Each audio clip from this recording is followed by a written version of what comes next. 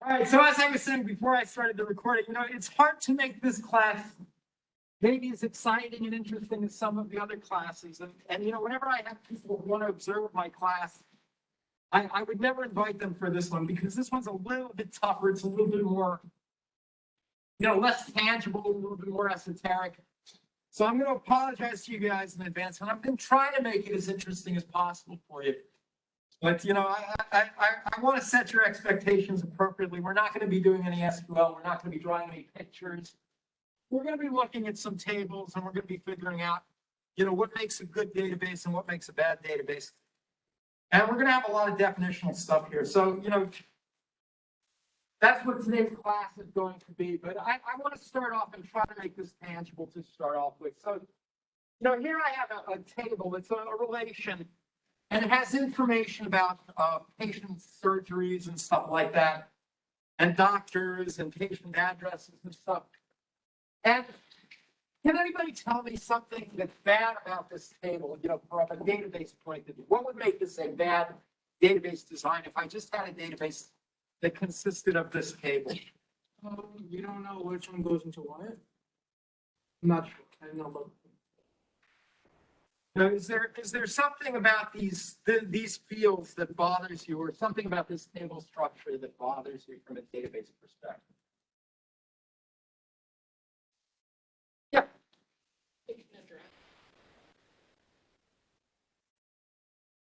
Together.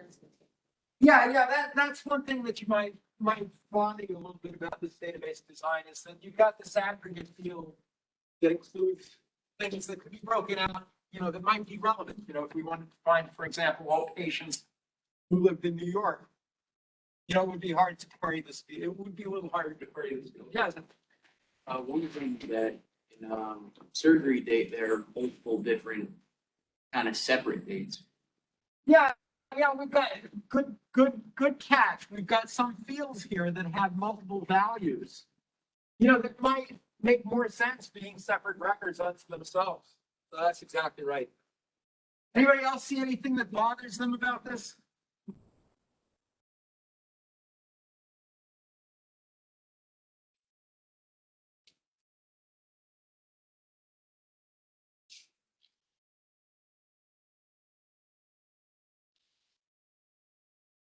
There's a lot of information in this table. If we look at this, there's information about patients and where they live. There's information about what operation they have. There's information about their doctors. A lot of stuff jammed into one table, right? I mean, if you think about it, it also has information about drugs and their side effects. So you've got all these different things jammed into this table, where some of them are kind of independent of each other, right? Like, does the drug side effect really have anything to do with where the patient lives? Not really, right? So, this would be a bad design. We kind of see it's a bad design. But how do we figure out, how do we measure this from a design point of view? How do we decide where this falls on the measurement of good versus bad designs? And that's what we're going to talk about today. We're going to talk about something called database normalization. Are you have a question? Do you have is this slide on the modules or no? Yeah, this slide is in the modules, or it's. I'll show you where it is. It's under normalization. We're lesson 8, I guess now. So under normalization, you'll see these slides right here. Oh, I don't see it. Oh, you don't see? Oh, I didn't publish that module. Yeah, it's only going up to the ER module and then the exam. Yeah, thank you. You're right. I didn't publish that. Let me publish that. There we go. But now you should see it. Okay. All right. Yep. My bad. All right. So, we can kind of think about things that are bad about this relation. But we need some way to measure it or some way to represent it, some way to figure out what is good and what is bad. How do we turn this into something good? So, that's what database normalization is all about.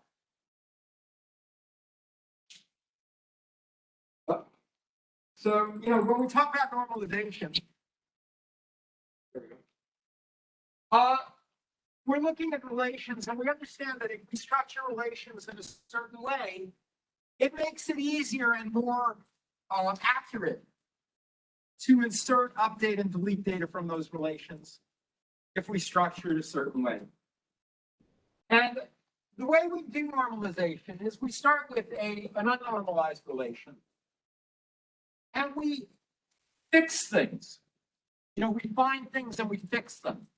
And each thing that we fix, each category of things that we fix, makes it more and more normalized.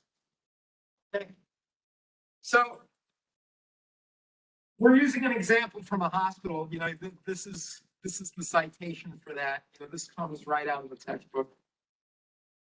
But the main thing, when we normalize relationships, when we normalize relations rather, is when we break things up, we can't break them up in such a way that we introduce or we lose information. So here's an example of a lossy decomposition, a way of breaking this up where we lose information. We have two different people named Kim here. One has an ID 57766, one has an ID 98776. They're both named Kim and they live in two different places. Now, if we broke this up, as it shows here, by having a patient ID, let's say, and their name, and then we had another relation that had their name and address. If we tried to join that back together, we would match on Kim, and we would have every combination of their ID and the address, their ID, name, and address, rather than the original relation. Okay. So, this breakdown of this initial relation would not be a good breakdown because it would create loss. We would lose information. Okay. And that's what's called a lossy decomposition. Okay. The way we know whether a decomposition is lossy or lossless is if we look at those decompositions and we express those decompositions in terms of projects on the original relation. If we look at those two different projects of the original relation and we join them together, we want them to be the same as the original relation. Okay, so let's go back to that example that we had here. How could we have broken this down so that this relation or this decomposition was lossless? Does anybody have any suggestions on how we could break that original relation into a lossless decomposition? Yeah, Michael. Then we're able to add something like last name or not? Unless you mean like from what they already have. We have to start with what we already have. We can't, we like to cheat and add something, but we can't cheat and add it. There's a field that we could use. Salary? Sorry. Use salary? No, don't need to use salary. Yeah, Name? well, name is what's used already, but if we, instead of using name in the second table, what if we use the ID instead? If we use the ID instead of the name in that second table, when we join those two tables back together, we get the original table again, right? Salary could be, salaries, you can't see salaries over here. But we get that original table back together again.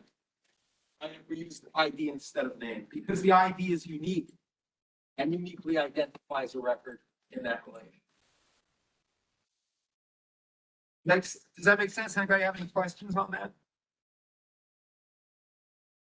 All right. So a relationship is, or a decomposition is lossless if we can join the decomposition back together and get the original relation that we started with. The decomposition is lossy if the original relation is a subset of the joint of the two. And we can see that in the example. You know, we start off with these two records in the beginning. And these two records are certainly in here. You know, we've got Kim Main Heritage right here, and we have Kim Northampton right here. But we also have other stuff in there. So that tells us it's a lossy decomposition. So here's an example of a lossless decomposition. You know, we start off with ABC, ABC. You know, A has these values, B has these values, C has these values. And we break it up into these two projections. And when we put them back together, we get back to where we started. Okay, so that's a lossless decomposition. So when we normalize databases, when we normalize relations in a database or tables in a database, we need to do it by applying lossless decomposition. Make sense? Okay. So normalization is basically breaking up bad relations into smaller relations.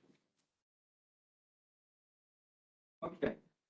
And to put something in normal form, we have to know what our keys are. And we have to know what's called our functional dependencies, FDs. FD stands for functional dependencies. So putting things, normalizing things is dependent on identifying keys and functional dependencies. Okay, let's see what we mean. This is where it gets very esoteric, you know, this is why I like to use examples. Okay, before we do that though, I'll talk about the normal form. All right, this is kind of a summary of what the normal forms are of a database. And I'm going to go into more detail. I'm going to show each of these through an example. But first normal form, you know, we have to get rid of complex fields. You know, as Zach pointed out, that table that we had before, you know, it had multiple surgery dates. We can't have multiple values in a field. You know, we need atomic values only. So that's one thing we're going to fix. The other thing we're going to fix is we want to make sure that every field in our table, in our relation, is dependent on the key for that relation. You know, that the key uniquely identifies the value of that field. Okay. The next thing we're going to do is make sure that each of the fields in the database, in the table or relation, is not uniquely identified by some other field that's identified by the key. That's what's called a transitive relation. So, for example, well, I'll get to an example. So we'll start with those three normal forms, and I'm going to get into the other three a little bit later on because those get a little bit more complex. So let's take a look at our example. I'm going to move on here. Okay, so we had this example, and Zach pointed out that we have multiple surgery dates and surgeon numbers in some of these fields, and you know, surgeon names, multiple surgeries. You know, we've got multiple values, non-atomic values in these various tables. So the first thing we have to do is we have to fix that. Okay, so to get it into first normal form, we want to make sure that we only have atomic values in each row and column. Okay. So let's take a look at what that looks like.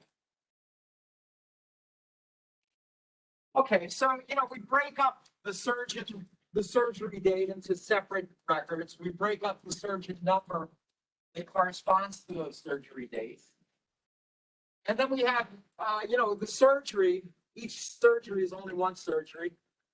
And then we have the drugs, and each drug only has one side effect. You know, we only have one side effect. So, you know, we've gotten rid of the non-atomic fields in this thing. And now we're happily in first normal form. How's this look to you guys? Do you see any problems with this?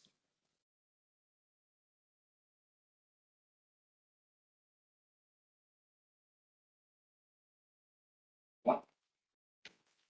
If I delete, let's say we clear these records when we discharge a patient. I'm going to discharge Charles Brown from my hospital. All of a sudden, by discharging Charles Brown, I no longer have any information about David Rosen, the surgeon. That was the only record that had information about David Rosen. Now my information about David Rosen as a surgeon is gone because I've deleted the record associated with Charles Brown. I've discharged Charles Brown. Oh, let's say we hire a new surgeon. Let's say I get hired into this hospital. Until there's a patient for whom I'm assigned to the surgery, there's no information about me in this database. Yeah, Mike, to make a new data table for surgeons. Yeah, so we need to solve this problem. This is first normal form, and this solves one problem. The problem this solves is it simplifies our field so that we have, non-atomic values. But we still have a number of problems left in this database. If a new patient has not yet undergone surgery, we have no surgeon number. And since the surgeon number is part of the key, we can't put that in, right? We can't put in new patient information because we don't have a surgeon. And the surgeon is part of the key that we need to identify his record. An atomic value again? You said. An atomic value, only a single value. So, a non-atomic value would be like the case where we have multiple surgery dates in the surgery date. Or multiple side effects for a particular medication.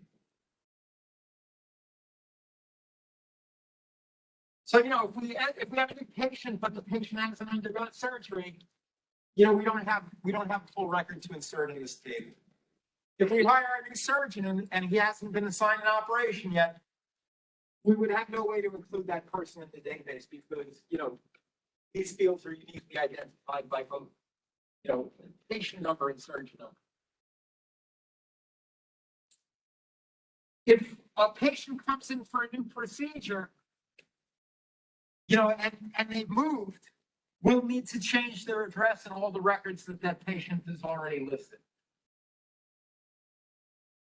Okay, and we already talked about deleting a patient record may delete all information about a surgeon, and changing one item might eliminate other information. So that, there are problems in first normal form that we have to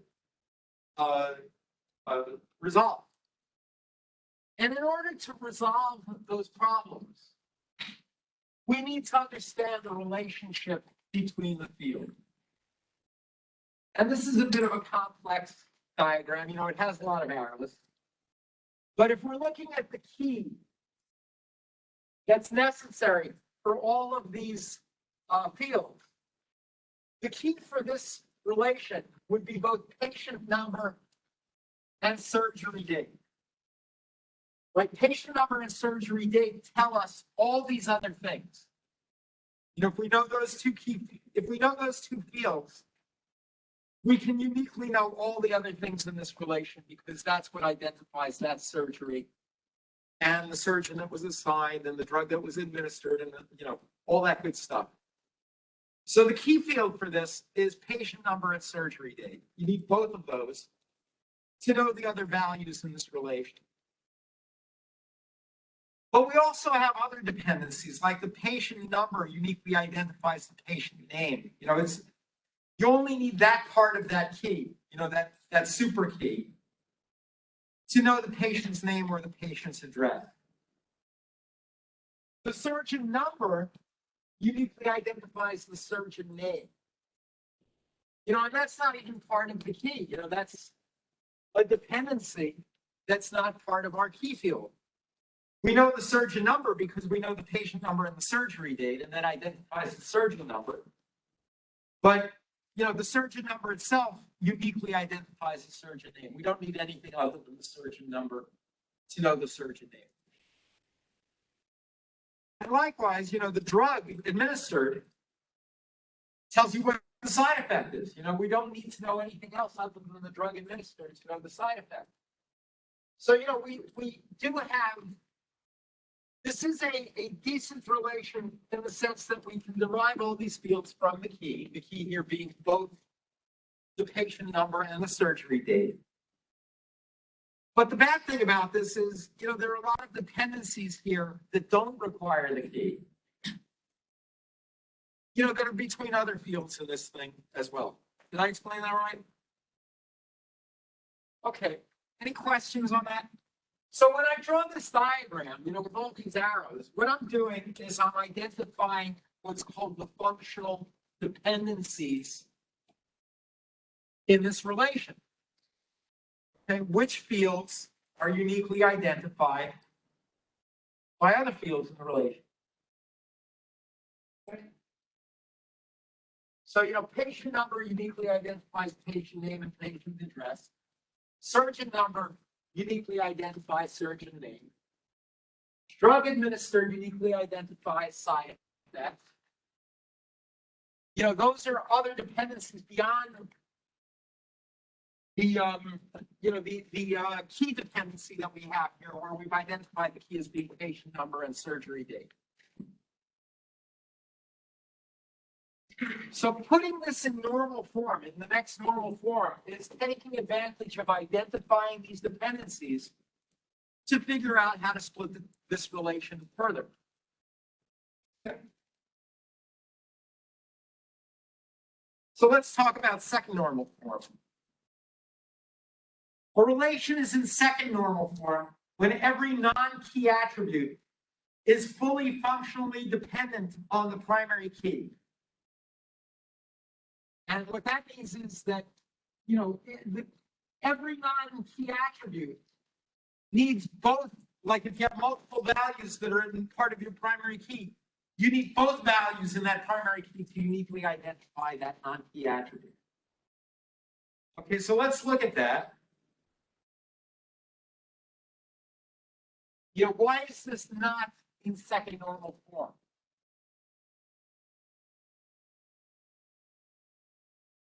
Can anybody tell me based on that definition? Because surgeon and patients don't depend on each other. Well, yeah, we can identify, we don't need both patient number and surgery date to know the patient address. We could know the patient address just from the patient ID. Okay. So the primary key for this table is patient number and surgery date, but we can identify some of these things without knowing both of those things. We only need to know one or the other to identify those. Okay. So to put this in second normal form,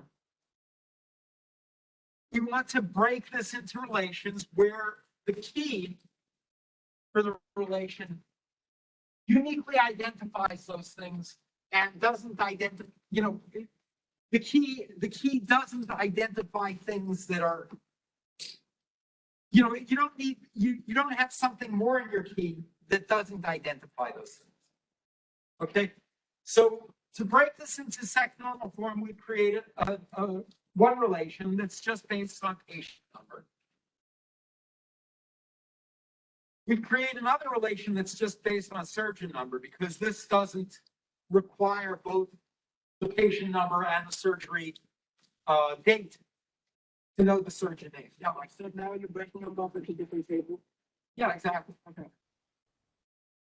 And the last table would require both the patient number and the surgery date to identify the fields. So, we know this is in second normal form because now we have three tables. The key for the first table is patient number. And, there is a functional dependency of these two things on patient number and patient number only. The key for the second table is surgeon number, and there's a functional dependency of surgeon name on surgeon number. And the third table, all of these fields require both of the key fields, patient number and surgery date to tell what they are. Okay. So this is in second normal form. Does anybody see any problem with, well, forget about those first two tables. Those first two tables seem to be pretty simple. Those we can be pretty confident don't need to be simplified any further because, we've got one key that identifies each field. Let's look at this table. Does anybody see any problem with this table? Yeah. Side effects is dependent on drug I'm in. Yeah, I mean, we've got side effects here. We've got the same drug that's being administered in multiple surgeries. We've got tetracycline, administered in multiple surgeries. The side effect for tetracycline is always the same, whether it's for the first surgery or the second surgery. So even though, the two key fields, patient number and surgery date, uniquely identify the side effect that that patient is experiencing, we also have a functional dependency between the drug administered and that side effect. So that side effect is what is called a transitive dependency. Now, what do we mean by transitive dependency? Well, if we take the patient number and the surgery date, that tells us the drug that was administered. But the drug that was administered tells us the side effect. So even though the patient number and surgery date will uniquely tell us what side effect is being experienced, we could likewise know that by using the transitive dependency if we broke out drug and side effect. Okay. So this is in second normal form, but what's required to put this in third normal form is to get rid of any of these things, any of these transitive dependencies. Okay? So we're going to put this in third normal form. And the problem with, second normal form solve these problems that we had with first normal form. We can enter patients now without entering the surgery. We can enter surgeons who have not yet operated. We can get rid of Charles Brown without deleting the information about his surgeon. And, we can add John White. We can change John White's address one place without having to update it everywhere. So we've solved those problems by putting this in second normal. But what problem haven't we solved? Well, until the drug is administered to a patient, we can't store its side effects, because we won't have a place to enter the side effect. And if we give John White a new drug with new side effects, we will lose information if we delete the record associated with penicillin and we give John White a new drug, we won't know the information on the side effects of penicillin. Okay, and likewise, if the drug side effects change or we discover a new side effect to a drug, we have to update it everywhere that drug appears in this table. So if tetracycline, in addition to causing fever, also caused a loss of appetite, we'd have to go through all these records and update that as well. Okay. So that's why we want to get rid of the transitive dependencies. And so third normal form is about getting rid of those transitive dependencies. Okay. So we're going to put this in third normal form. And when we put this in third normal form, we can see this is not in third normal form because we have this transitive dependency where the patient number and the surgery date identifies the drug they were given. And therefore the side effect. But, the reason the side effect is identified is because it corresponds to the drug. The reason why the side effect shows is because it's for the patient, not drug. Well, the reason the side effect shows is it's associated with that patient and that surgery, And not the drug itself. Well, it is associated with the drug, but if we wanted to know what the side effects are that we should be looking for from a particular surgery, this relation would tell us. But if we're going to normalize this, we want to take that out. So we would split this table, we would say what drug was administered as part of the surgery. But then we would create a separate table that would say, these are the side effects of those various drugs. And now this is in third normal. Okay. Everybody good with this? Any questions on this? All right. So we've gone from, who remembers how we got to first normal form? Let's review. How did we get from first normal form? What did we do to get from our original relation to first normal form? Yeah. We can have one value. Yeah, we made sure every value was atomic, that there weren't multiple values in a particular column or row for a particular field. Okay, what did we do to get to second normal form?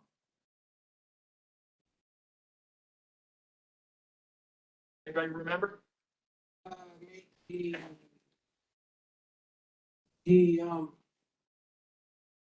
what is it called, the surgeon, and like make that edge on thing. So what we did to get to second normal form is we made sure that every field was uniquely identified by the primary key.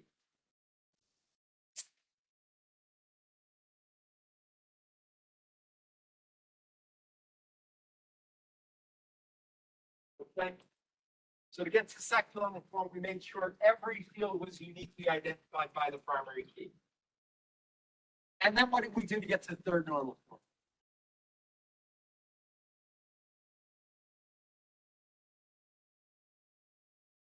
We got rid of the transitive dependencies. We got rid of any dependencies that were any functional dependencies that were transitive. So let me define transitive dependencies a little better for you here. We go back a little bit here.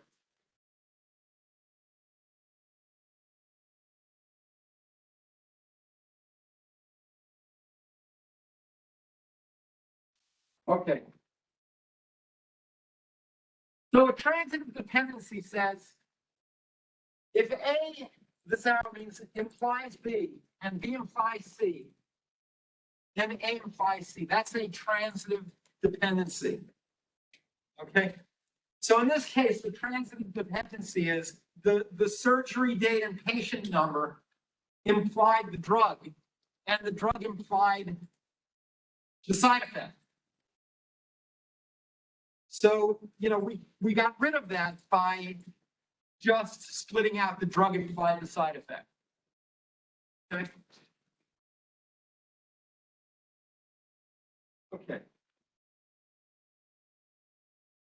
So we have a few different things that we can look at when we talk about functional dependencies.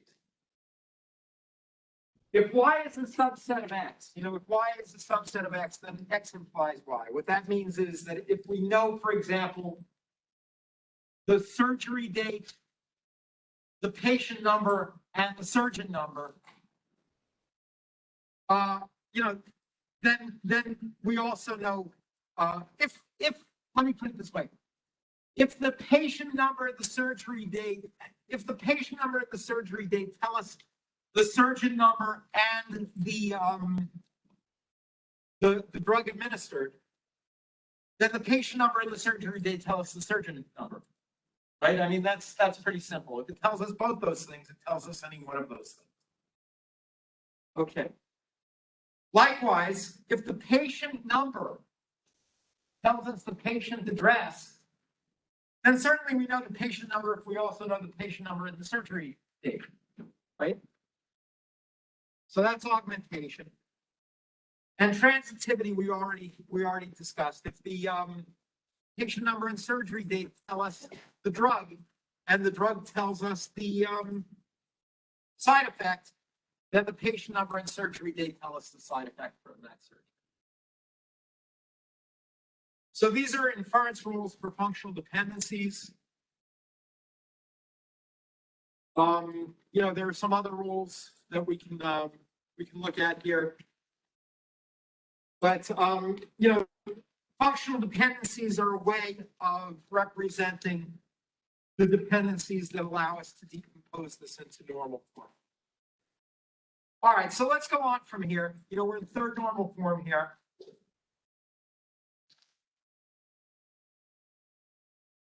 A relation is third normal form if there are no transitive dependencies between non-key attributes. So, we got rid of the side effect. We separated out the side effect table. And when we separated that out, when we break these things up, we have to make sure that we're doing a lossless decomposition, right? So we needed to make sure that when we separated out that side effects table, if we put that back together with this table, we would get the same table that we started with before we went to third normal form. If we can't do that, then we did a bad job of breaking this into third normal form. Okay? If you can't, that's where what? If you can't join these two tables, this table and this table, and get the original table, then we didn't do a good job of putting it back, putting it. So if that decomposition is lossy, if we lose information through that decomposition, we've done a bad job of normalizing the data. Okay, by putting it in third normal form, we can enter a drug that has a particular side effect before that drug is used. And if John White receives a different drug and we update that drug, the side effects, the information about penicillin and its side effects, even though penicillin is no longer in the table, in that table, are still maintained. Okay. And if we get a new side effect for a drug, now we can just enter that side effect as an additional record in this table. So we've solved a lot of problems by putting it in third normal. Now, we're going to go into the more detailed normal forms. A database in third normal form or third normal form relations are also in what's called Boyce-Codd normal form if the following things are not, or it's in Boyce-Codd normal form if any of these things is not, if all of these things are not true. Okay? So candidate keys, a third normal form is not in Boyce-Codd normal form if the candidate keys are composite keys. So for example, we still have a composite key in this third normal form. Our composite key here, we need patient number and surgery date in order to determine surgery. Okay. So we have a composite key for one of these relations. So this is not in Boyce-Codd normal form because we have a composite key. If there's more than one candidate key in the relation, we could pick a different field or set of fields as the candidate key.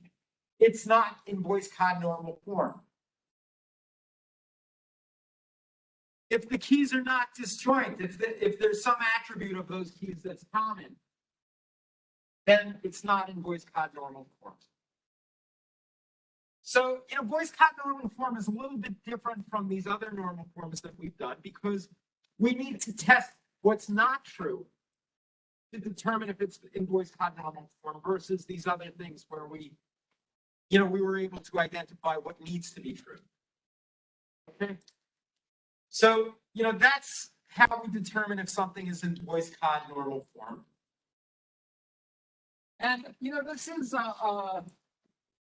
a mathematical definition of Boyce-Codd normal form. Basically, what it involves is figuring out all the functional dependencies of a particular relation. Okay? So you compute the closure set of all functional dependencies of a relation. And in order to determine if something is in Boyce-Codd normal form, if none of the dependencies in the closure set cause a violation of Boyce-Codd normal form, then none of the dependencies in a closure set cause violation, then that's the closure set will not cause violation of that either. So essentially, if you can find a case where one of these rules is violated, then you know that it's not in Boyce-Codd normal form. Okay, and we'll do an additional example there as well. Now, I don't want to bore you with some of the mathematics here, so I'm going to pause that. But here is a test for Boyce-Codd normal form. You got a result. You compute the set of all functional dependencies, and for each of all those functional dependencies, if there's a schema that is not in Boyce-Codd normal form in that result, then the whole thing is not in Boyce-Codd normal form. Okay, so we'll talk a little bit about that. But the additional normal forms essentially require that it be a Boyce-Codd normal form, and that there are no multi-valued dependencies. And I'll show this in just a moment. All right. Before I go to the more complex normalization forms, and I have some examples for those. Before I go to the more complex normalization form, do we always want to normalize a table or a database to its lowest level? Do we always want to go to the most normalized form of the database? Sometimes, I guess, to keep it looks correctly. Why would we, can anybody think of a reason we might not want to break a table or a database down to its lowest level of normalization?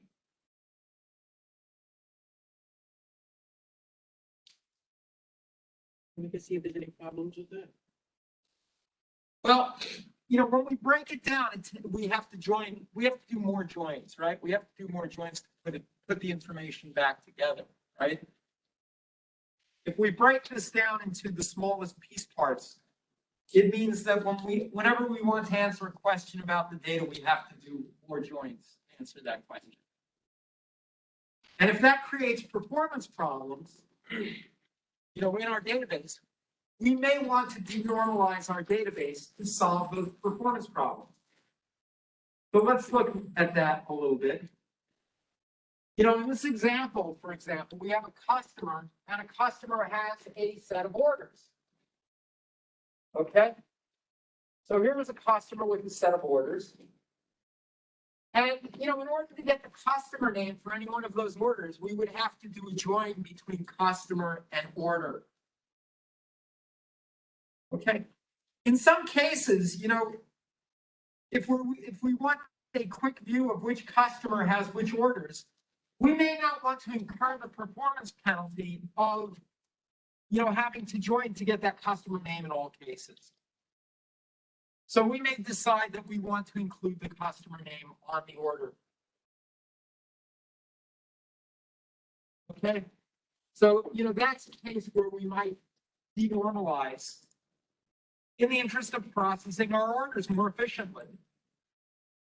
Likewise, we have upward denormalization, where if we have an order that has lots of line items, obviously we can calculate the full order price by looking at the price of each of the components of the order, each of the line items of the order, and adding those up. But, in the interest of performance, if we have complex orders, we might want to include the total price in the order itself. So sometimes for performance reasons, we will also denormalize the database. We won't go down to the the furthest form. So, when we do denormalization, when we don't, when we stop at third normal form, when we stop at fourth normal form, et cetera, without going all the way down, we may do that in the interest of performance of our database. Does anybody have any questions on that or any comments on that? So what I'm going to do is I'm going to pause there.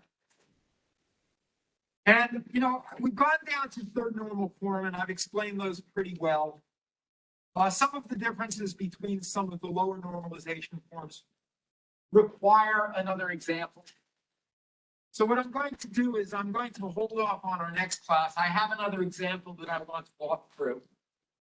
And we're going to walk through that example in our next class. So I'm going to hold off on that. And we'll end our discussion of normalization here. The one thing I will point you to, though, is if you go to our Canvas page, you'll see a reading on normalization. Please take a look at this reading because this might help clarify as well. We have examples here as well of the various normal forms.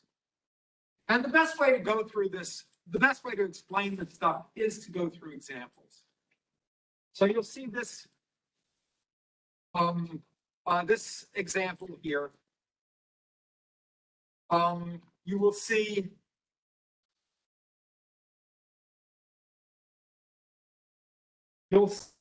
another example here. In fact, let's go through this one.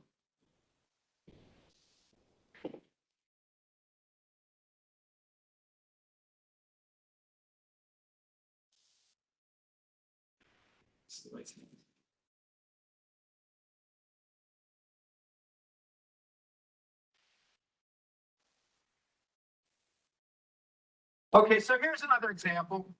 We have a product and the product comes in multiple colors and the product has a price. So, to put this in first normal form,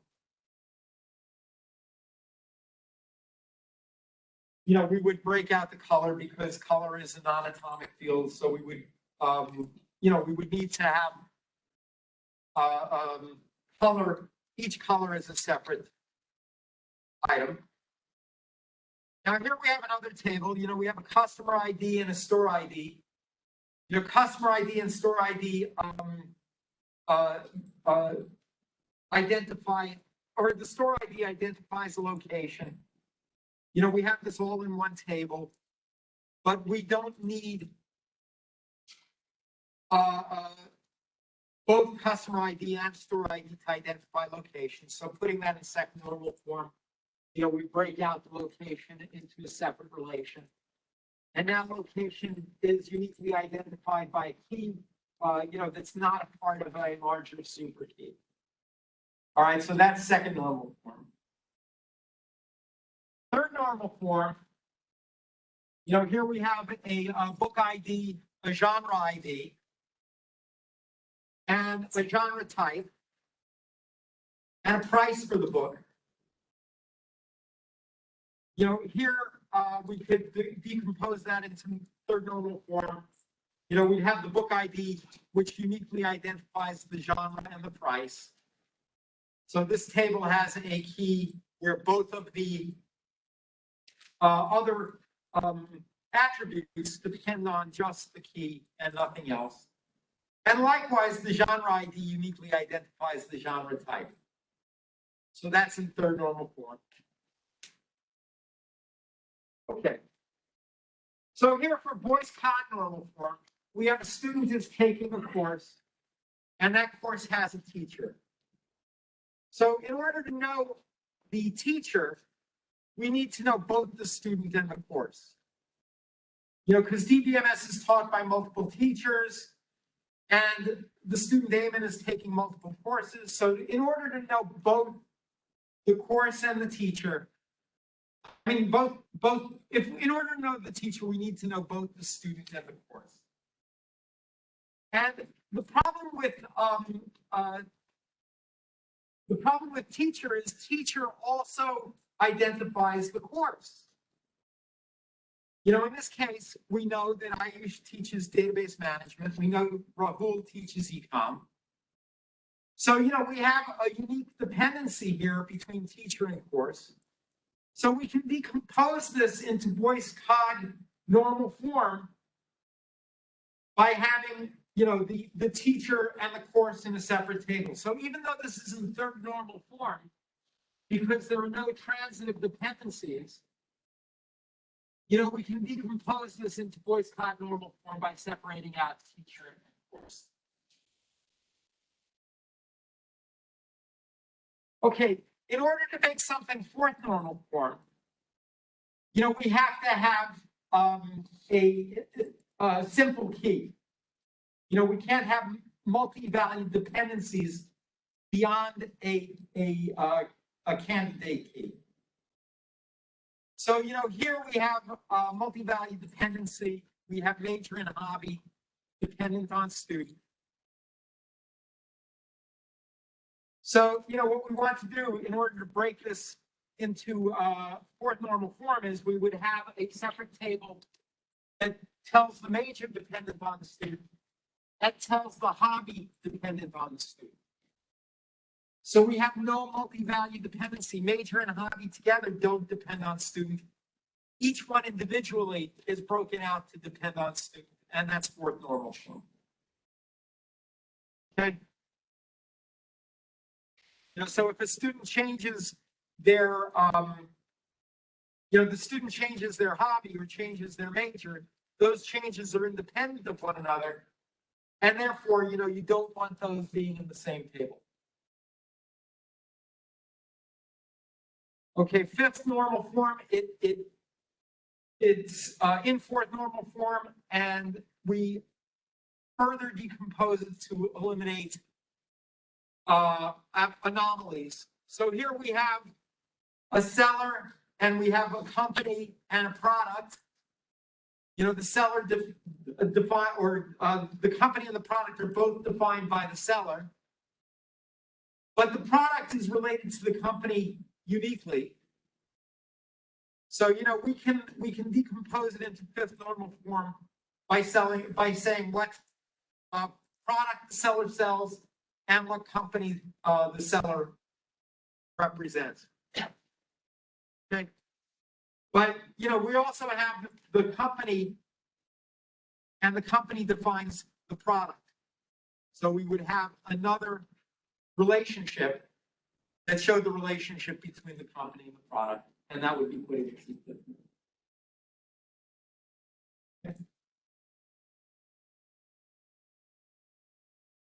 So, you know, if we wanted to, for example, know what products are sold by the company, we wouldn't need the information about the seller to determine that, because we've placed this now in fifth norm.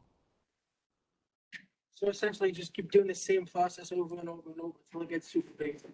Yeah, we decompose it into its most fundamental lossless decomposition. And that's what we're going to do.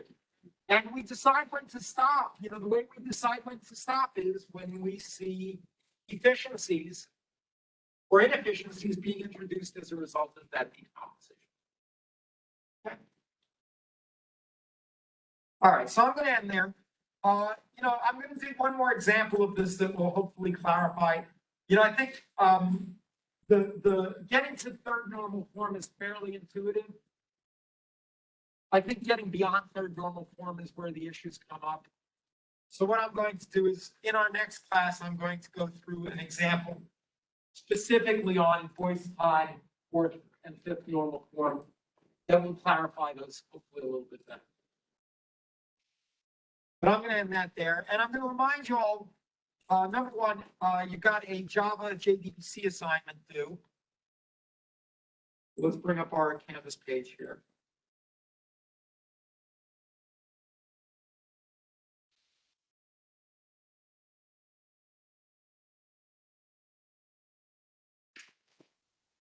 Your advanced SQL assignment is due on November 16th.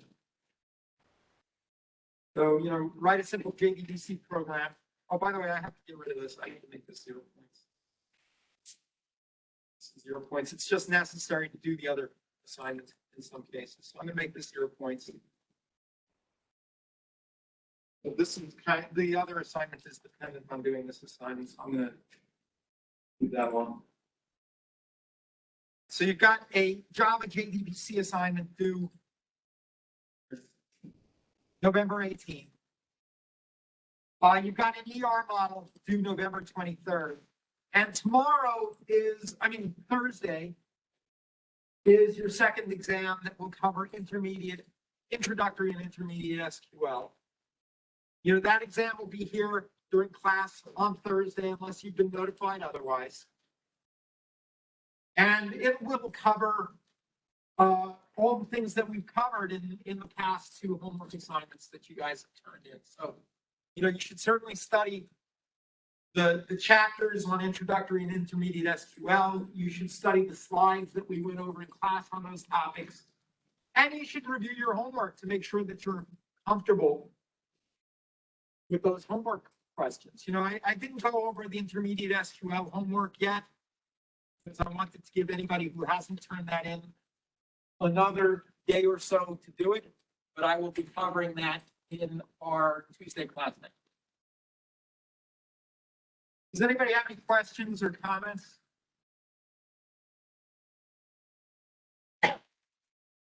Okay, I'm going to be covering normalization in more detail, another normalization example next time. Actually, I'll turn it on so you guys can, I'll turn it off now. We'll put it on next time. But we'll be covering that next normalization example on Tuesday. And, please make sure to study for the test. Do a good job. A lot of you are right on the border between grades, and it would be nice to see over that border. So, I've been trying to make it easy for you also by giving you a lot of credit for, even defining data sets and roles and responsibilities. I don't know any group that's turned that in yet that's gotten less than full credit. So hopefully you guys will get that done in time. And you'll get full credit for that also. But, please study hard for this exam. A lot of you are right on the cusp of that next grade, and I'd like to be again. Yeah, John. Are we going to be able to use the API when we're on the exam, or are we just have to remember all the commands? You're gonna have to remember it. You're gonna have to remember. We're not gonna be using the MS SQL server.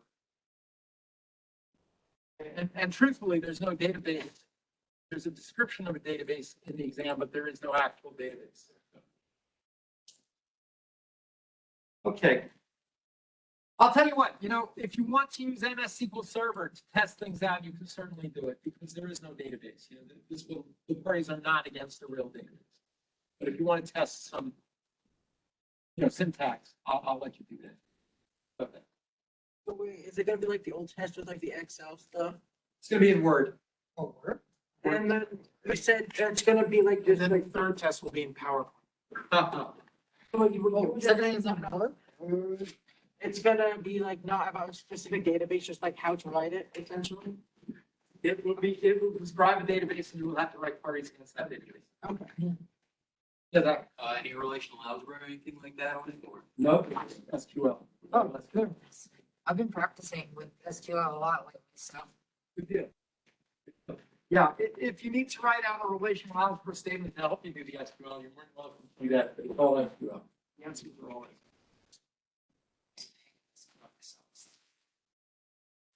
SQL. Can we get, Nicole is asking, can we use SQL to test the queries on the test? You can use SQL, you can use SQL Server to test the syntax, but the database that's described in the test doesn't have any data associated with it. So, it would take you some time to build some data around that database, so you'll have to decide whether that's a useful way to spend your time. By the way, for your comment, I hope Word is no less familiar to you than Excel. If you guys have trouble with Word, let me know and I'll print out the test for you and you can write it in. But, hopefully it's just typing in the command. Pretty much. But yeah, if anybody has trouble using Microsoft Word, let me know and I'll let you write out the test. I'm not big on that. Right? All right, so that's it for today. I'm gonna have the recording there. What do you stop? Please leave it.